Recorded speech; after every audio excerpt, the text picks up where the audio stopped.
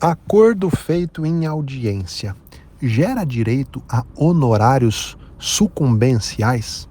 Seja muito bem-vindo, seja muito bem-vinda à lição prática de número 81. E hoje vou tratar de um tema relacionado à prática da sala de audiência. Imagine então que você advoga por uma parte, chega lá na audiência de tentativa de conciliação ou até mesmo na audiência de instrução, a parte contrária propõe um acordo. E como que fica a questão dos honorários sucumbenciais? Imagina que você contratou com o cliente um honorário inicial pequeno e estava lá na expectativa de um honorário maior no êxito. Você então deve desprezar a possibilidade de receber honorários da parte contrária, os famosos honorários de sucumbência? Como que fica essa questão na prática? Vamos lá, vamos tratar disso, porque isso é um assunto que você não encontra em livro nenhum. É um assunto que só o conhecimento prático vai tratar com você. Vamos lá, todas as vezes em que você estiver representando um cliente em audiência e o cliente for feita uma proposta de acordo para o seu cliente, a questão dos seus honorários contratuais, aquilo que você pactuou com o seu cliente, não entra em discussão. Você pode ter pactuado com ele um honorário para o êxito, então se lá no acordo ele aceitou receber 50 ao invés dos 100 que ele estava pleiteando, você sabe que os seus honorários vão ser um percentual em cima daquele êxito, daquilo que ele está aceitando receber. Então você, como advogado, também vai ter os seus honorários atingidos. Até aí, tudo bem, você pode orientar o cliente a fazer o acordo ou não.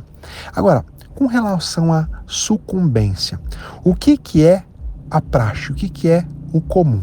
Quando as partes fazem acordo, o comum é constar no termo de acordo que cada parte arcará com os honorários do seu advogado, que não haverá honorário de sucumbência. Afinal de contas, não está havendo um sucumbente, um perdedor. O juiz não está dando uma sentença analisando o mérito, quem tem razão ou quem não tem razão. E se não há sucumbente, não há honorário de sucumbência, tá? Essa é a regra. O mais comum é que as partes deixam isso esclarecido. Não haverá honorário de sucumbência. Tá bom, professor, mas eu fiz lá 10 acordos e em nenhum desses constou. Deve o juiz, ao homologar o acordo, ao dar a sentença homologatória de acordo, tratar dos honorários de sucumbência? E aí é que existem duas correntes doutrinárias. Uma que diz exatamente o que eu acabei de te mencionar, que não, o juiz vai dar a sentença e lá na sentença ele vai dizer: homologo o acordo, deixo de estabelecer a obrigação de pagar honorários de sucumbência, uma vez que não houve sucumbente. Não houve quem perdeu ou quem ganhou. O processo terminou por um acordo, por uma transação. Essa é a corrente de número 1.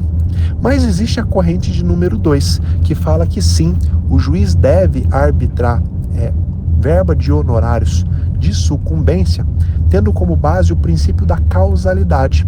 Ele vai olhar para a situação jurídica e vai ver quem deu causa ao ajuizamento dessa ação. Quem poderia ter evitado a ação? Obviamente que a parte requerida. Se a parte requerida tivesse cumprido a obrigação e evitado a ação, o processo não existiria. Como ela deu causa ao ajuizamento, fez com que o autor buscasse a justiça, agora ela vai ter que pagar os honorários de sucumbência, tá? Então essa é a segunda corrente. Na prática, disse e repito, procure sempre nos seus acordos deixar isso muito bem claro, seja você advogando para a parte autora, seja você advogando para a parte requerida. Não ficou claro? Peça que o juiz esclareça em sentença. O juiz não esclareceu? Embargo de declaração. Excelência, afinal de contas, em qual corrente Vossa Excelência se filia? A que não tem honorário de sucumbência ou a que tem pelo princípio da causalidade? Isso precisa estar expresso na sentença.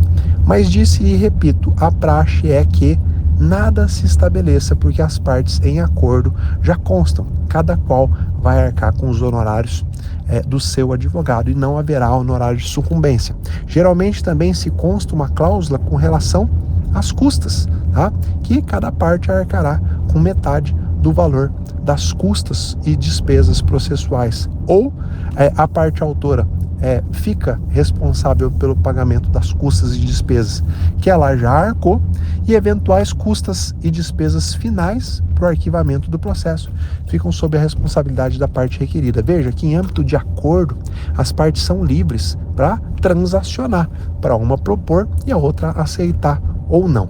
Espero que agora você tenha mais clareza sobre essa questão tão importante que são os honorários advocatícios, especialmente quando se tem acordo em audiência.